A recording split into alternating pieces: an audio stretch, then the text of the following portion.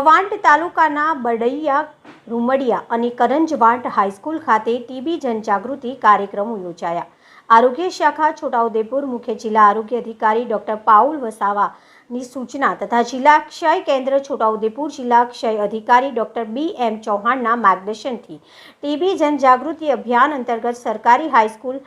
બડૈયા તથા મોડલને સ્કૂલ રૂમડિયા અને સરકારી માધ્યમિક શાળા કરંજવાંટ ખાતે જિલ્લા ક્ષય કેન્દ્ર છોટાઉદેપુર ખાતેથી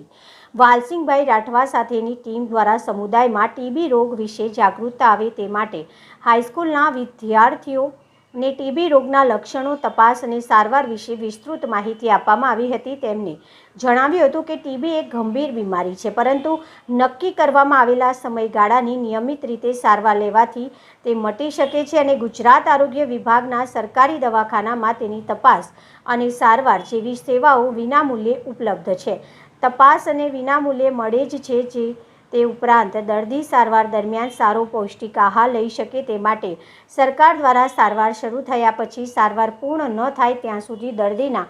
બેંક એકાઉન્ટમાં દર મહિને 1000 રૂપિયાની રાશિ પણ જમા કરાવવામાં આવે છે જેવી સેવાઓ વિશે જાણકારી આપવામાં આવી હતી। જનજાગૃતિના ભાગરૂપે યોજાયેલા સેમિનારમાં તાલુકા ટીબી લેબોરેટરી સુપરવાઇઝર રફીકભાઈ સોની, તાલુકા ટીબી સુપરવાઇઝર અરવિંદભાઈ રાઠવા તથા પ્રાથમિક આરોગ્ય કેન્દ્રના કરંજવાંટના આરોગ્ય સુપરવાઇઝર ઈશુલભાઈ રાઠવા, સહદેવ સિસોદિયા, રંગેશ રાઠવા સહિતના આરોગ્ય કર્મચારીઓ તેમજ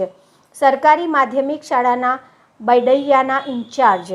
પ્રિન્સિપાલ અજય રાઠવા, શ્વેતા દરજી, કુણાલ ચૌધરી, જ્યારે સરકારી માધ્યમિક શાળા કરંજવાંટ ખાતે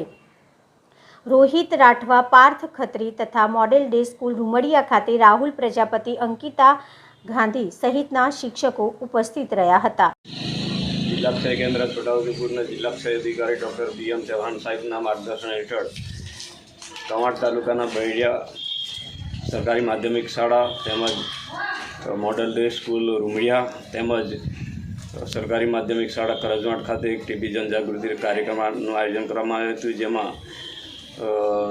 હાઈસ્કૂલના તમામ વિદ્યાર્થીઓ તેમજ શાળાના શિક્ષકગણ સહિતની હાજરીમાં ટીબી રોગના લક્ષણો, તપાસ અને સારવાર વિશે વિસ્તૃત જાણકારી આપવામાં આવી હતી, જેમાં જિલ્લા ક્ષય કેન્દ્ર છોટાઉદેપુરથી DPS,